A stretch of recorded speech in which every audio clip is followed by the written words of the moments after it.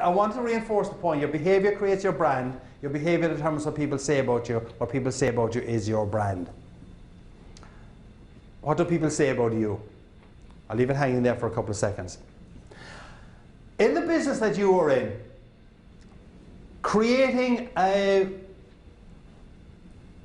emotional relationship or a business relationship that's based on just more than pricing is really important. A few minutes ago I spoke about Starbucks. And how many Starbucks junkies do we have here in this room? Okay, quite a few of you. All right, okay, all right. So let's assume, we don't have to assume this. This morning there was a number of people left their homes, let's say in the northern suburbs of Chicago, rushed out to their car, started driving on the highway, started honking at the cars in front of them that weren't going fast enough. They then get into the burbs and they start flipping the finger at the person who has the temerity to stop at a yellow light. A yellow light, can you imagine it? I mean, good Lord. And they're honking, giving out, flipping the bird at everyone because people are driving so slowly. And then what this person will do will actually turn in to a Starbucks drive-through, where there's 11 cars in front of them, and they will wait 14 minutes to get their low-fat frappuccino with added whipped cream with a toss of cinnamon on top of it, right? And then when they get at their coffee, they're back out into the roads again, and they're going crazy at the people that are delaying them, right? Now, why does that happen? That happens because it wasn't a commercial transaction that went on there. It was an emotional transaction, right?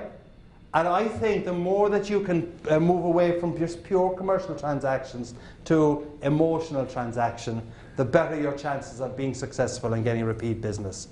Do you remember the piece in the movie E.T. where the kind of fingers touched and the audience reaction was, ah, yeah, right. That's what you've got to try and create. That, in a sense, is what Starbucks has actually created. They've created an E.T. moment, an emotional transaction. And the question for you is, how can you create that kind of emotional transaction? It may not be as vivid or as powerful as the Starbucks one might be, but think about it, you're only paying $3.50 or $4.50 for that emotional transaction with Starbucks. A lot of your customers are putting out multi-million dollars for your business. So it's worth your time trying to figure out how you can create that ET moment. It's worth your time trying to figure out how your people, who hopefully have bought into the same goal and vision that you have got, can create that ET moment also.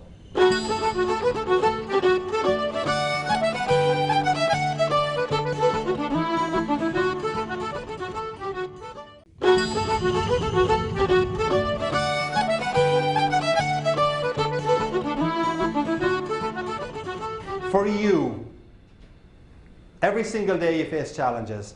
Every single day you face disappointments, issues, difficult colleagues, etc. If you can remember to ask yourself the question, what do I want my attitude to be? It can make a real difference to you. Right. So we've got goals, we've got attitude. Now let's go to behavior. And the basic point about behavior is that your behavior creates your brand. Your behavior determines what people say about you. What people say about you is your brand. Your behavior creates your brand. Your behavior determines what people say about you. What people say about you is your brand. Now, I'm going to ask you to do an exercise in a few minutes' time. So if you have a business card, I'd like you to take the business card out, because I want you to write something on that business card in a couple of seconds. I'm not going to ask you, and then I'm going to ask you to put the business card back in with your wallet or with your driving license. If you, for some reason, not got business cards with you, I would encourage you to just tear out a piece of paper the size of a driving license or a credit card, because I would like you to take this piece of paper in a few minutes' time.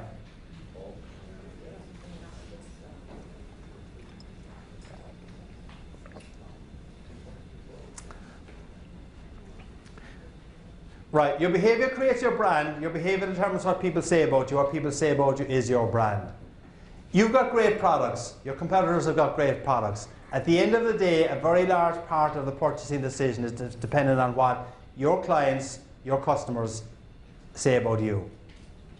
So what do your customers and clients say about you? We'll come back to a specific question in a few seconds' time that will help you to think about it.